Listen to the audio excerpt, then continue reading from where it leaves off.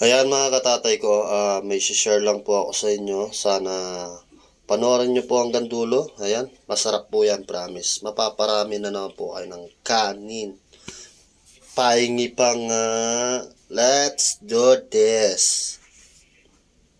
Bago po ang lahat, ako nga po pala si Rafael, ang tinatawag ng paeng ng San Pedro. Sana mag-enjoy po kayo sa mga bagong video na ina-upload natin. Kung di ka pa po naka-subscribe, please subscribe. Tapos paki-click na rin po yung bell. Paki-hit na rin po yung all para updated po kayo sa mga bagong videos natin. Let's do this!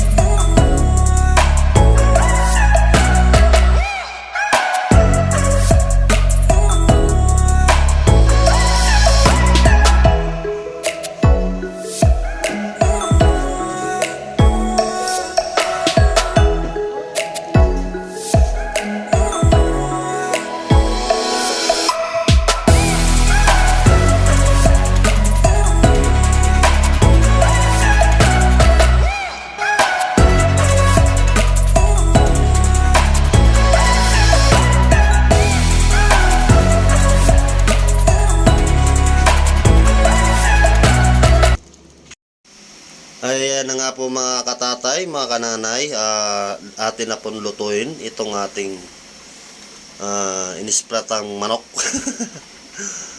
Di pa ako sigurado kung ano ipapangalan natin dyan, pero kung may sasuggest po kayo, paki-comment lang po dyan sa comment section. Let's do this. Ayan, mantikaan na po natin itong ating kawali. Tapos yan, ating painitin muna para sigurado na po yung bawang mamaya. Yan. Yun na, pasampas oh. Yun ang pampasarap dyan mga tatay ko. At iating na isa lang itong ating bawang. Sambuong bawang po yan ha. Ganyan po talaga ako magluto. Puro bawang. Kaya kung high blood lang, wala po tayong high blood. Konsume marami. Ayan, ang pasampas. Ayan, sunod na po natin yung kanyang sibuyas, ang kanyang pinsan, kapatid, bayaw, kuya, etc. etc. Ating haluin hanggang sa magpantay-pantay po ang kanyang pagkaaluto ng sibuyas. Bawang ang pasampas, ang pampasarap ng tatay mong mahilig magluto. At natin na pong isunod ang kanyang karne ng manok. Ayan. Ayan.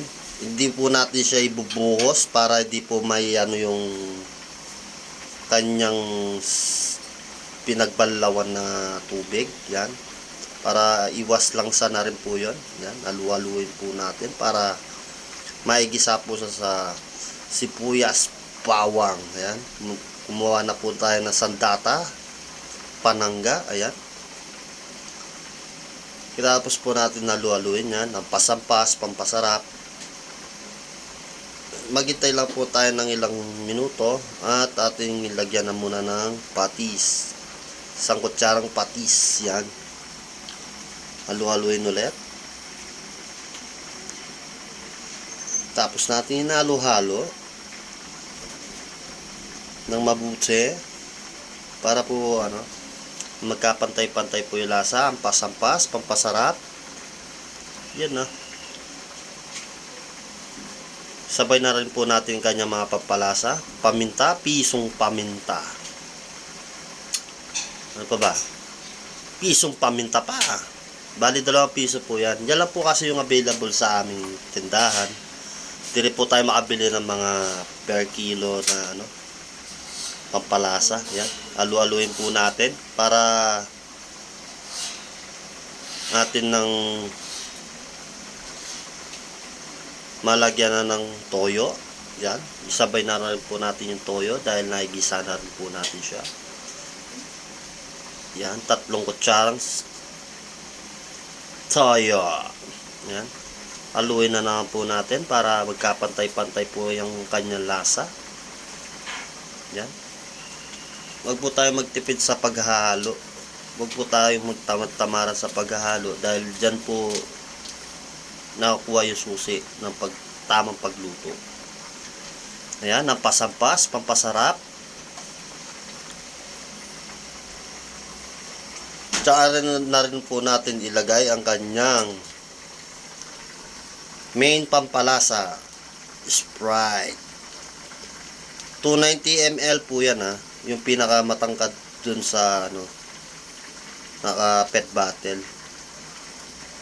Yan na rin po yung gagamit, ang pasampas ang pasampas.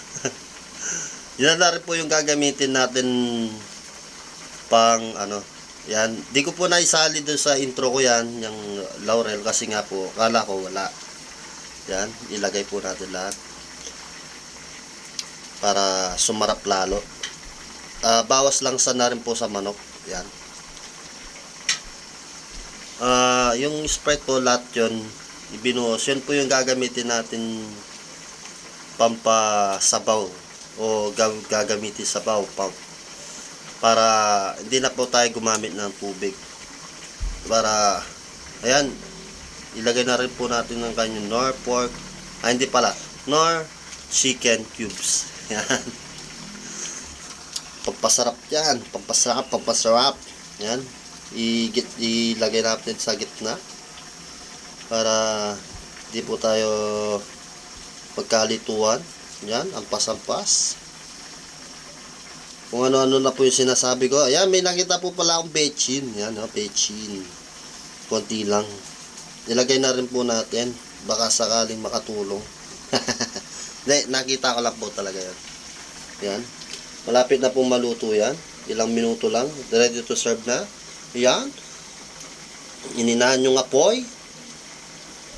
At atin nating kainin. Let's do this!